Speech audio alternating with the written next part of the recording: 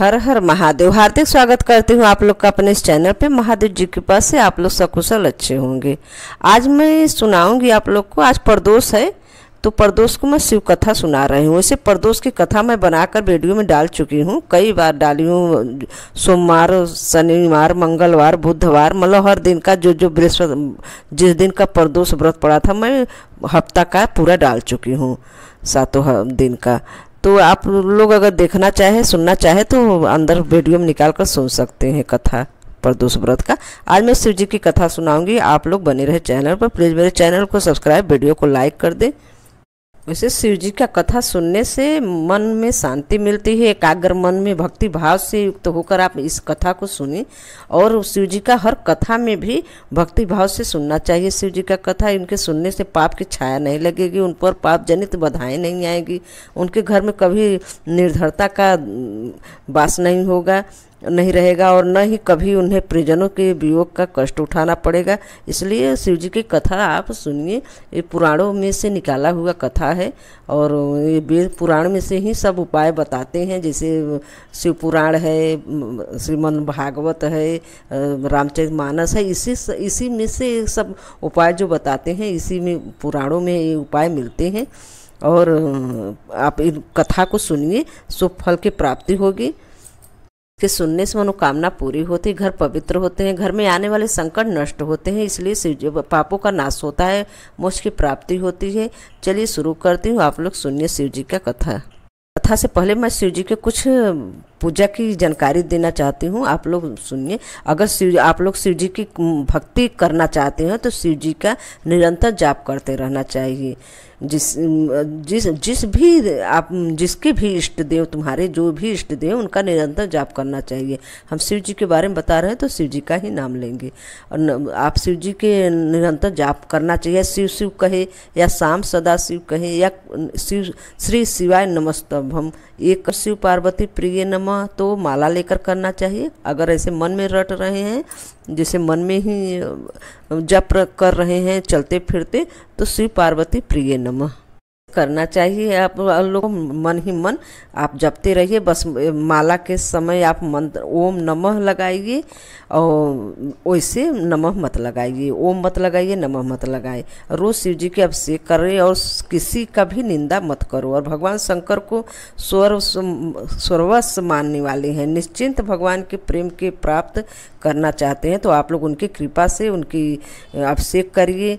आपके पास जो भी हो, दूध पंचामृत बनाकर उनसे अभिषेक करिए। काला तेल या गुड़ या जल में डालकर उससे अभिषेक करिए। जिससे आपको करना है आप करिए। ये सब करने से मनोकामना की पूर्ति होती है। ऐसे समझना चाहिए कि उन्हीं की कृपा से सब हमें मिल रहा है। जो भगवान शंकर की आराधना करते हैं उन्हीं की कथा सुनना भी, उनकी कथा सुनना चाहिए। तो भगवान शंकर उस जीव की अहंकार का नाश कर देते हैं। जो भगवान शिव की कथा सुनते हैं उनके भगवान शंकर उनके अहंकार का नाश कर देते हैं। अहंकार ही जन्म का मरण चक्र का हेतु है। भगवान शिव की कृपा से सब अहंकार नष्ट हो जाते हैं। तो भगवान शंकर की विशुद्ध भक्ति उसके हृदय में जागृत होती है। भगवान शिव परम वैष्णवाचार्य हैं। भगवान होते हुए भी देखो, भगवान श्री हरि का चरणामृत गंगा जी को अपने माथे पर धारण किए हुए हैं। ऐसे हैं मेरे भगवान शिव। बिना शिव भक्ति के अहंकार नाश नहीं होता। बिना अहंकार नष्ट हुए भी आप भक्ति नहीं कर शिव जी का पा सकते। इसलिए शिव जी के पूरे दिल से, पूरे श्रद्धा से शिव जी का आराधना करिए। अपने इष्ट देव का आराधना करिए, जो भी आपके इष्ट देव हों। शिव जी का शिव और हरि दोनों एक होते हुए भी प्रथम शिव आराधना से परे हैं। ये भी इच्छा होती है कि मन में वो शिव की कृपा का प्राप्त होते हैं। जो कोई भी विद्वान हो, अद्भुत से अद्भुत विद्वान हो, वो शिव की कृपा से ही, भगवान शंकर की कृपा से ही होंगी। भगवान शिव की बहुत करुणामय हैं, करुणा अवतारम है उनके शिव जी। उनकी आराधना, उनकी अभिषेक और एक लोटा जल से, थोड़ी आराधना पूजा से जैसे काम करते हुए भी उनके नाम का जाप कर सकते हैं आप लोग। मुश्किल से मुश्किल कोई भी परेशानी हो, ये कुछ भी आपकी मनोकामना हो, वो पूरी होती है। बच्चे लोग की पढ़ाई करते समय भी आप थोड़ी समय निकाल कर शिव जी का अभिषेक करिए, न करिए तो हाथ जोड़िए, ये सब करके अपनी पढ़ाई करने जाइए, अपने कॉलेज जाइए। सब देखिए शिव की कृपा से विद्यार्थी लोग पास कर लेते हैं। भगवान शंकर की आस्तोष है, शीघ्र प्रसन्न होने वाले करुणामय और महाशक्ति हैं। पूरे विश्वास के साथ करना चाहिए शिव जी का अभिषेक और पूजा। 5 मिनट, 10 मिनट, आधा घंटा, 1 घंटा, जितना आप लोग को बन सके, और शिव जी का अभिषेक करें। माता पार्वती के साथ करिए। इन्हीं की अर्धांगी है जो काली, दुर्गा, अंबिका, ये सब इन्हीं के अर्धांगिनी हैं। भगवान शिव की जितनी शक्तियाँ हैं उन्हीं के अंत से प्रकट हुई हैं। तो भगवान शिव की आराधना सबको करना चाहिए, धर्म प्राप्ति के लिए, परिवार में मंगलमय हो इसके लिए, भगवान की प्राप्ति के लिए या तत्व ज्ञान के लिए, जो चाहे भगवान शिव प्रदान करेंगे। आप सब उन सब तो आप सबको चाहिए कि शिव जी की आराधना करें। थोड़ी देर ही लगता है, 1 लोटा जल ले ले, बेलपत्र ले ले, फूल ले लो और सब समर्पित कर दो। भगवान को प्रणाम करके अपने घर आ जाओ, ऑफिस जाओ, बच्चे लोग पढ़ने जाएं, काम करने जाएं। जो समय मिले तो भगवान शंकर का कथा सुन ले और पढ़ ले या अपना काम करते रहे। इतने में ही ज़िंदगी सुधार देंगे। भगवान शिव बड़े कृपालु होते हैं। भगवान शिव बड़े कृपालु हैं। चलिए तो मैं कथा बता रही हूँ। कथा है अनाथ बालक का शिव की कृपा। विदर्भ देश का राजा सतरथ बड़े ही धर्मपरायण थे। उनका जीवन बड़ी शांति और सुख से व्यतीत हो रहा था, किंतु एक बार साल देश के राजा ने उनकी राजधानी पर आक्रमण कर दिया। इस युद्ध में न केवल राजा ही सेना नष्ट हो गई, बल्कि राजा भी वीरगति को प्राप्त हुए। महारानी ने यह दुखद समाचार सुना तो शत्रुओं से बचने के लिए वह नगर से निकल गई और भगवान शिव का चिंतन करते हुए पूर्व दिशा की ओर बढ़ने लगी। उस समय वह गर्भवती थी। चलते चलते वे एक सरोवर के किनारे जा पहुंची और वहीं एक वृक्ष के नीचे उन्होंने एक सुंदर बालक को जन्म दिया। वह बालक बड़ा ही दिव्य था। तभी देवयोग से रानी को बहुत तेज प्यास लगी।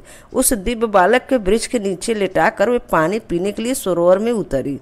वहाँ एक मगरमच्छ ने उन्हें अपना शिकार बना लिया। इस प्रकार जन्मते ही बालक अनाथ हो गया। तभी भगवान शंकर वहाँ प्रकट हुए और उस बालक की रक्षा करने लगे। अभी अधिक समय नहीं बीता था कि एक ब्राह्मणी ने अपने 1 वर्षीय बालक को गोद में लिए वहाँ आई। वह विधवा थी। जब उसने वहाँ अकेले बालक को पड़े देखा तो उसके मन में बालक की प्रीत, दया, करुणा और एवं ममता उमड़ आई। उसने आश्चर्य से इधर उधर देखा। आसपास किसी को न पाकर उसके मन में हम बालक को अपना पुत्र बनाकर उसका पालन पोषण करने की इच्छा उत्पन्न हुई। तभी ब्राह्मण के आने से अदृश्य हो गए। भगवान शिव बिच्छू का रूप धारण करके प्रकट हुए और ब्राह्मणी से बोले, ब्राह्मणी, यह बालक बड़ा ही पवित्र और दिव्य है। तुम इसका अपने पुत्र के भांति पालन पोषण करो। यह परम तेजस्वी बालक भक्त महाराज सतरथ का पुत्र है। इसके पिता सारण्य नरेश के साथ युद्ध में मारे गए और प्रसव उपरांत इसकी माँ का कोई इस सरोवर के एक ग्राह में अपना ग्रास बना लिया। पूर्व जन्म में प्रदोष काल में शिव की पूजा किए बिना ही भोजन करने के कारण इस जन्म में इसे जन्म लेते ही माता पिता से बिहान होना पड़ा। यह बालक बड़ा ही शिव भक्त होगा। ब्राह्मणी को इस प्रकार दे देकर भगवान शिव ने उसे अपने साक्षात स्वरूप का दर्शन कराया तो ब्राह्मणी गदगद वाणी से उनकी स्तुति करने लगी। तत्पश्चात भगवान शिव अंतर ध्यान हो गए। ब्राह्मणी उसे अपने घर ले आई और अपने पुत्र का साथ उसका पालन पोषण करने लगी। अनुसार उसने दोनों बालक को उपनयन संस्कार कराया। सारण्य मुनि के उपदेश से वे दोनों बालक व्रत रखकर प्रदोष काल में शिव उपासना किया करते थे। एक दिन ब्राह्मणी का पुत्र राजकुमार को साथ लिए बिना ही नदी में स्नान करने के लिए चला गया। वहाँ उसने रत्नों से भरा घड़ा मिला उसे, जिसके विपन्नता दूर हो गई। 1 वर्ष बाद एक दिन राजकुमार ब्राह्मण पुत्र के साथ वन में गया। वहाँ एक गंधर्व कन्या अपने सखियों के साथ विचर रही थी। उसने राजकुमार को देखा तो उसे मोहित हो उठी। बाद में उसी से गंधर्व का विवाह करके राजकुमार उसके पिता राज्य का राजा हो गया। तब अपनी धर्म माँ ब्राह्मणी को अपने राजमाता के पद पर प्रतिष्ठित किया। वह राजकुमार धर्मगुप्त के नाम से प्रसिद्ध हुआ। यह सब देवाधिदेव भगवान शिव की आराधना का फल था। यहीं पे कथा समाप्त हुई। दूसरी कथा मैं एक और सुना रही हूँ। एक तेजस्वी बालक। पूर्व काल में नर्मदा नदी के तट पर एक नर्मपुर नामक का एक नगर था। वहाँ विश्वनहर नामक एक मुनि रहते थे। वे परम शिव भक्त और जितेंद्रिय थे। उनका गृहस्थ जीवन बड़ा ही सुखी था। एक बार उनकी पत्नी को सुश्रीमती ने उनसे कहा, स्वामी, मेरे मन में बड़े समय से एक इच्छा है।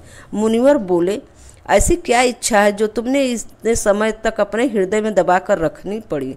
निसंकोच होकर कहो।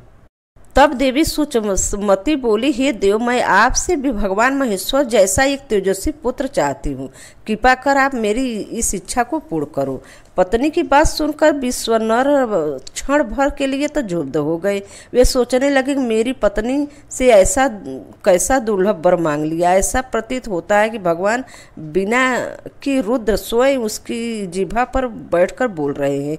ऐसा विचार करके उन्होंने अपनी पत्नी को अवशासन दे दिया। वे वाराणसी जा पहुंचे। कठिन तप कर द्वारा भगवान शंकर के वीरेश लिंग की उपासना करने लगे। तपस्या करते करते विश्ववानर को 12 मास बीत गए। 13वें मास एक दिन स्नान आदि करके जैसे ही वीरेश लिंग के निकट पहुंचे, उन्हें लिंग के मध्य एक बालक दिखाई दिया, जिसकी आयु 8 वर्ष की थी। उसके मस्तक पर पीले रंग का जटा सुशोभित थे तथा मुख पर मुस्कान खेल रही थी। उसको स्वर्ग भस्म युक्त थे। तब वह दिव्य बालक श्रुति सूक्तों का पाठ कर रहा था। उस बालक को देखकर विश्वनर मुनि रोमांचित हो उठे और अभिलाषा पूर्ण करने वाले 8 पदों द्वारा भगवान शिव की स्तुति करने लगे। उनकी स्तुति से प्रसन्न होकर बाल रूप भगवान शिव ने कहा, महामते, मैं तुम्हारी तपस्या से प्रसन्न हूँ। अब तुम अपने घर जाओ। समय आने पर मैं तुम्हारी पत्नी की इच्छा अवश्य पूर्ण करूँगा। मैं उसके गर्भ से पुत्र रूप में प्रकट होऊंगा। उस अवतार में मेरा नाम गृहपति होगा। मैं परम पावन और सभी देवताओं का प्रिय होऊंगा। विश्वानर ने भगवान शिव के बाल रूप का प्रणाम किया और अपने घर लौट आए। समय आने पर समस्त अभिष्टों को विनाशक और तीनों लोकों के लिए सुखदायक भगवान रुद्र का सुचीमती के गर्भ से अवतार हुआ। उस बालक का जात कर्म करने के लिए स्वयं ब्रह्मा मुनि विश्वनर के घर उपस्थित हुए और उन्होंने उसका नाम गृहपति रखा। तत्पश्चात विश्वानर ने स्वयं उस बालक को वेदों आदि की शिक्षा दी। जब वह बालक 9 वर्ष का हुआ तो एक दिन देवर्षि नारद उसके दर्शन हेतु विश्वानर के घर पधारे।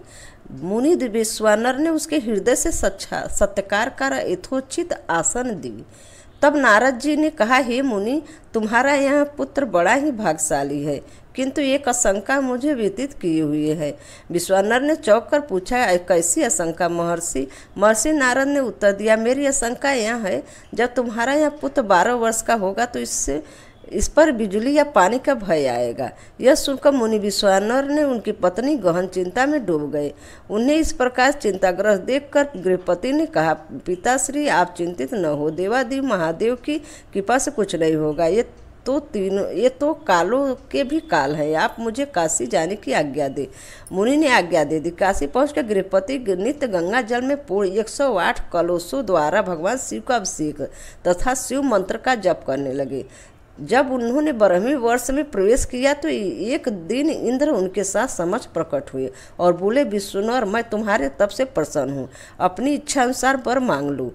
इस पर गृहपति बोले, आप चले जाइए। इष्टदेव, मैं पशुपतिनाथ के अतिरिक्त और किसी से वर मांगने की इच्छुक नहीं हूँ। वैसे भी आप छल से अहल्या का सतीत्व नष्ट करने वाले पर्वत शत्रु इंद्र ही तो हो। बालक गृहपति की बात सुनकर इंद्र क्रोध आ गया। उसने अपने ब्रज से उन्हें डराया, जिसके गृहपति की मूर्छा आ गई। तभी भगवान शिव ने प्रकट होकर कहा, उठो वस्त, जो मेरा भक्त है उस पर इंद्र तो क्या, यम की भी दृष्टि नहीं डाल सकते। आज से मैं तुम्हें अग्निपद प्रदान करता हूँ। तुम्हारे द्वारा स्थापित यह लिंग काशी में अग्निश्वर के नाम से प्रसिद्ध होगा। यह कहकर भगवान शिव अंतर्धान हो गए और बालक गृहपति घर लौट आए। कथा यहीं पे समाप्त होती है।